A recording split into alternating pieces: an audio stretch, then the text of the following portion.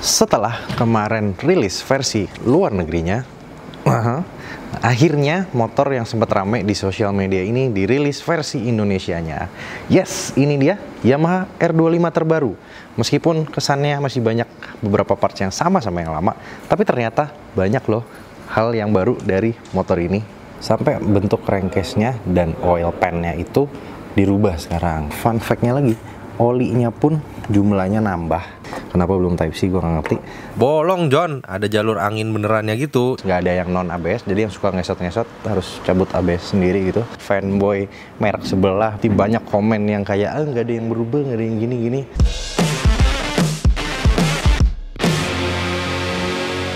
Alright, kita lihat-lihat dulu ya R25-nya. By the way, nggak cuma R25, tapi MT25 yang terbaru juga akhirnya sudah resmi akan dijual di Indonesia. Nah ini fun fact aja, gue ngetek ini tuh sebelum motornya dirilis, jadi mungkin beberapa hal kayak harga gitu-gitu per sekarang shoot ini gue pun belum tahu.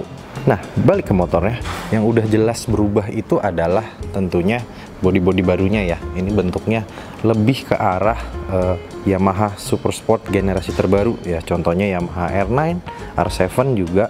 Kalau R25 yang sebelumnya mungkin share the same DNA, design DNA dengan R6, R1. Karena sekarang dengan emisi Euro 5 Plus, fun fact motor ini juga sudah Euro 5 Plus, mungkin pertama 250cc di Indonesia yang Euro 5 Plus. Nah dia itu share DNA-nya dengan saudara-saudara terbarunya, which is ya R9 dan R7 tadi. Nah kalian bisa lihat lah ya, typical Yamaha ada M style duck-nya seperti Yamaha M1, MotoGP, Fabio Quartararo, Alex Rins. Terus makin ke samping, ini yang sekilas waktu itu kan maksudnya gue lihat di sosmed ya, Yamaha R25 baru rilis, oke bentuknya gini. Tapi setelah ngelihat dari lebih dekat lagi, ini bodi-bodi sampingnya bener-bener kayak moge gitu loh. Jadi maksudnya ya form juga tapi function juga. Karena kalian bisa lihat dari depan itu ada air duct yang dia ngeflow ke belakang gini. Terus di sini juga ada untuk ngebuang angin gitu loh kasarnya. Nah habis itu bagian buntutnya akhirnya dapat revisi ya, karena yang R25 V2 itu kan depannya full facelift sama shock upside down dan lain-lain, tapi belakangnya waktu itu nggak dirubah. Nah kali ini akhirnya dirubah ya, sekilas pasti ngeliatnya mirip yang punya R15, tapi ternyata gue lihat lebih dekat gini bodinya tuh lebih melekuk-melekuknya tuh lebih seksi gitu lah. Ini kayak dari belakang, terus dari depan sini juga cakep gitu, bener-bener kayak mirip-mirip desain-desain moge Yamaha yang sekarang. Terus hal yang mungkin masih sama ya dibilang adalah ya biasalah pelek depan belakang. Knalpot oke, dia silencernya bentuknya sama tapi ternyata berubah, nanti kita bahas, kalian bahas mesinnya ya. Rangka juga masih sama ya dari yang Gen 1, cuman kalau gitu yang beda adalah mesinnya. Jadi lebih kelihatan di MT25 ini, gue kasih lihat ya karena kan ini tertutup fairing, tapi mesinnya itu ternyata crankcase-nya bentuknya berubah. Habis itu fun fact-nya lagi, olinya pun jumlahnya nambah. Itu ada hubungannya sama Euro 5 Plus. Jadi Euro 5 Plus itu adalah kan regulasi terbaru dimana lebih peduli lingkungan lah. Jadi setiap motor itu harus ramah lingkungan. Tapi mereka tentunya brand motor kan nggak mau performa motornya ecek-ecek. Jadi mencoba mencari balance antara performa dan keramah lingkunganan. Begitu kasarnya guys. Nah tadi dikasih tahu bahwa sebelum-sebelumnya ya Yamaha R3 yang ada di pasar Eropa itu sudah Euro whatever it is, waktu itu Euro 3, habis itu Euro 4, habis itu Euro 5 Plus, dimana R25 yang kiranya kan R3 terus R25 di Indo karena biar nggak kena pajak barang mewah, pikirannya cuma as simple as bore atau stroke-nya dikecilin gitu kan. Tapi ternyata selama ini yang di Indonesia itu masih ngikutin Euro 3, which is yang sekarang ini akhirnya disamain sama pasar luar ya, meskipun di luar R3, di sini R25, tapi R25 ini sudah Euro 5 Plus. Nah, ada sayangnya sih sebenarnya karena Euro 5 Plus, jadi ya has to do with emission and stuff. Akhirnya powernya itu turun sedikit dibanding versi sebelumnya. Lagi-lagi regulation and stuff ya. You all know the drill lah.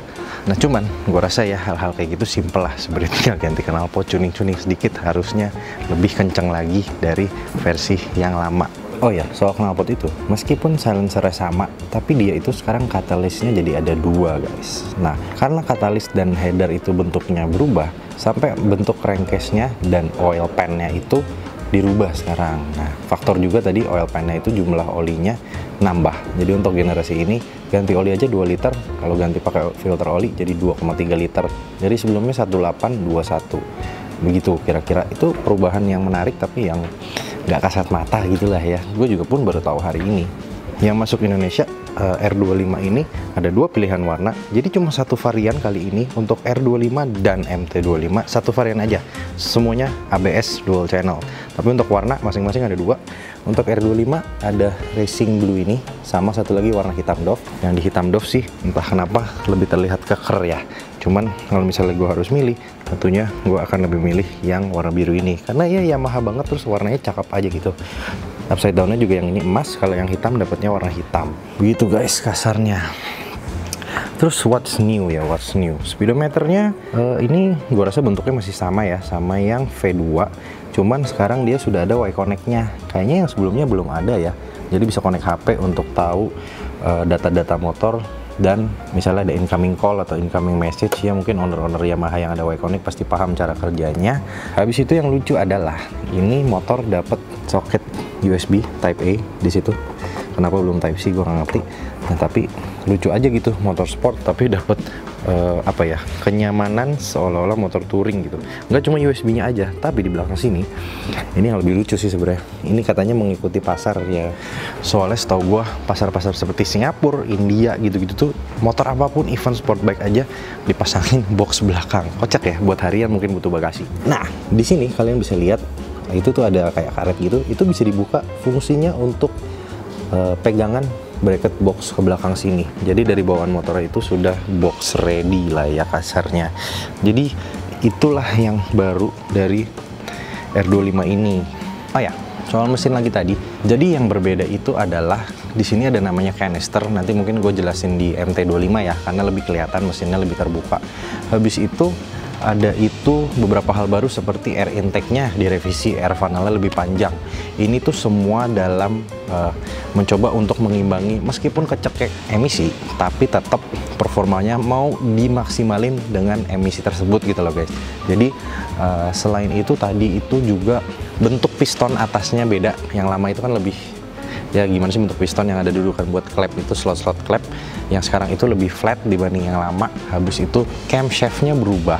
Nah, jadi katanya dengan segala piston perubahan, terus bentuk silinder head-nya yang klep itu juga berubah, klepnya juga berubah lebih pendek. Ini semua ada hubungan sama emisi, dan ini sayangnya nggak kelihatan ya, cuman harusnya dirasakan lah.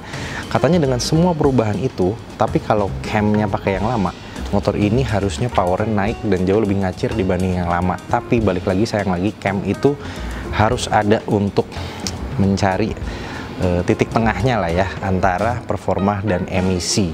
Cuma ya gue yakin lah pasti yang ngoprek-ngoprek bikin spek-spek motor ini pasti nanti ada banyak lah ya yang dimain-mainin yang jadi kencang sekali gitu ya. Lagi-lagi after all ini adalah R25 rev your limit. By the way, red line-nya itu di 14.000, dimana R3 ya make sense lah, cc lebih besar itu kalau nggak salah 13.000. Jadi motor ini high revs, geber-geber, wow. R25 nya kayak gitu. Mungkin kita coba lihat MT25 kali ya. Jangan lupa Yamaha ngerilis 2 motor baru, nggak cuma yang ini doang.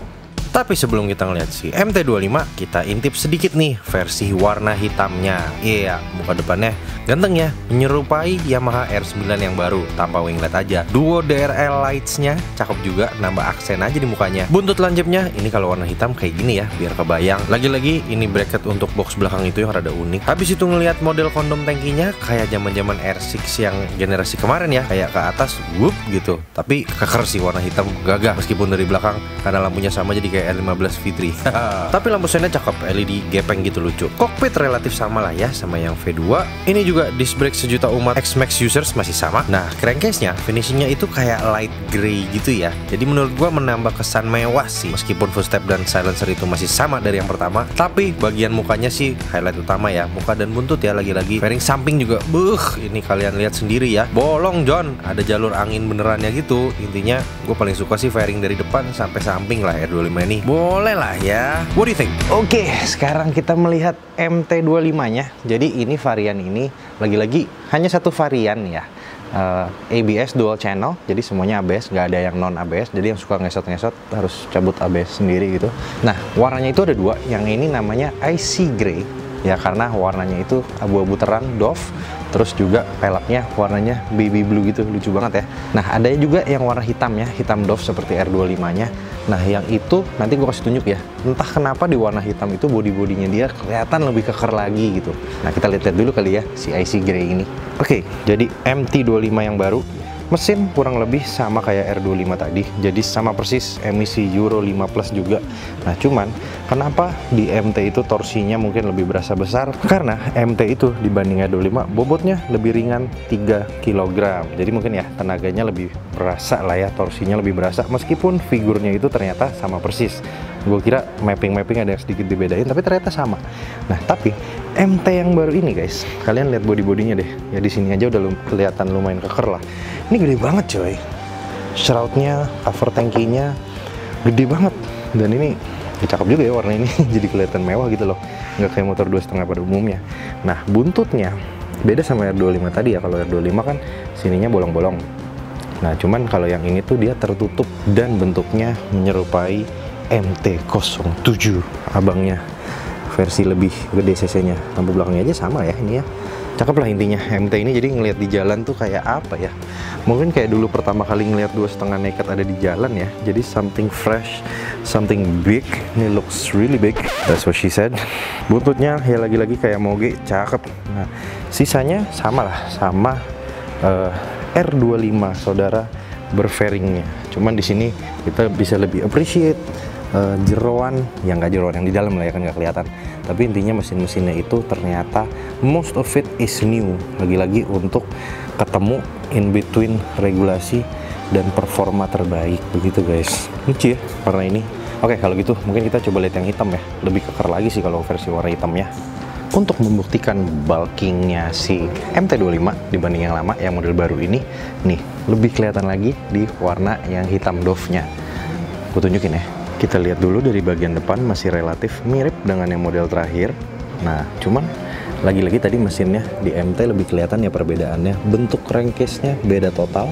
Habis itu tadi seperti udah gue jelasin, jeroannya segala macam beda ya. Terus motornya belok sendiri. Terus di sini ada canister tuh, kalau kalian bisa lihat itu ada hubungannya sama emisi Euro 5 Plus, which is itu lumayan canggih sih. Jadi dari buangan tangki, kalau ada gas buang bensin itu dia buang ke canister itu, habis itu dibalikin lagi ke throttle body. Jadi kasarnya tidak ada buangan go to waste gitu loh, semuanya jadi energi lagi. Itu salah satu requirement di emisi Euro 5 Plus ya sepertinya. Nah, habis itu ngomongin bodinya keker nih, kalian bisa lihat. Habis ini gue naikin ya biar kelihatan POV kalau riding. Nggak cuman bagian depannya ini dan shroudnya yang ganteng ya dan keker, tapi bagian buntutnya nih, ini MT25 apa MT7? Lampu belakangnya sih sama ya, harusnya sama MT7 ya yang terakhir ya. Cuman bagian ininya juga, kalau R25 kan bolong-bolong mirip R15 V3 dan V4, tapi yang ini lebih padat gitu. Dan dia juga dapat ini ada tutupnya, tapi ya ini bisa dilepas dan bisa untuk pasang bracket pakai box belakang. Oke, kita coba aja ya.